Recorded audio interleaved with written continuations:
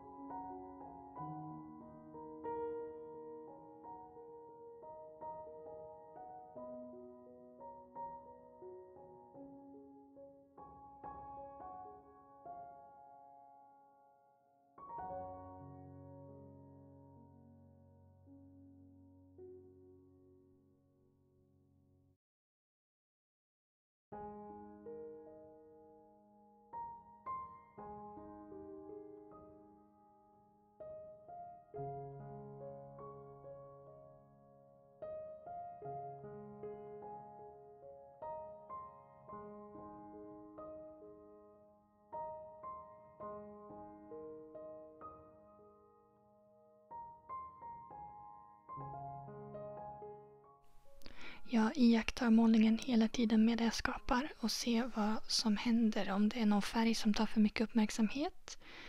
Om det uppstår några hål i motivet någonstans som jag behöver fylla igen. Och så bygger jag upp målningen. För att man kan ju avsluta på lite olika ställen beroende på vilken atmosfär man vill ha. Vill man ha en ljus och lätt målning så hade jag kunnat avsluta för länge sedan. Men jag vill ha lite högre kontrast, starkare färger, så jag kommer fortsätta att bygga upp det här. Att måla vått i vått är inte helt enkelt. Det blir lätt sådana här fjädringar. Om du tittar på den gröna skogen så har det börjat fjädra uppåt. Och det här röda har också liksom börjat sprida ut sig.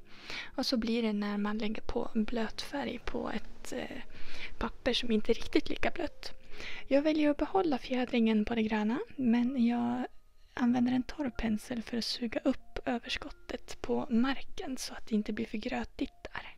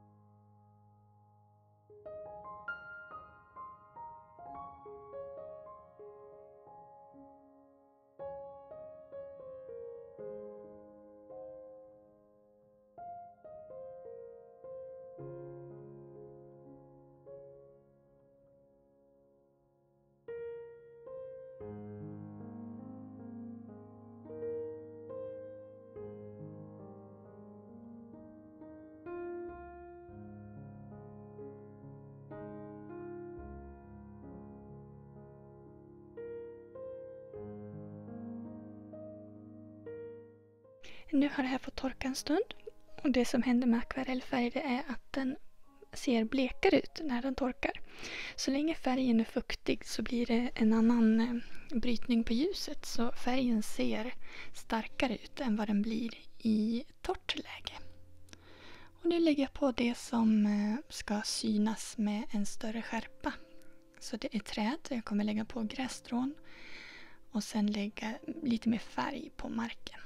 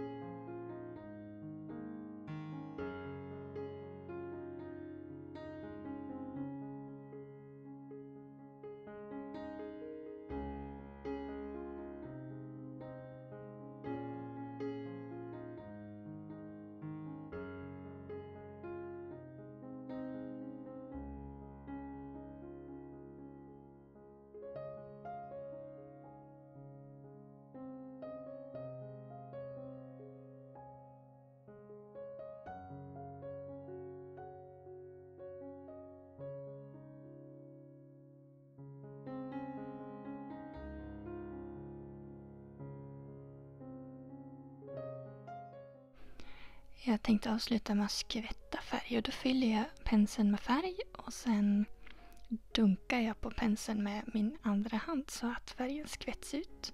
Här använder jag gult, rosa och grönt.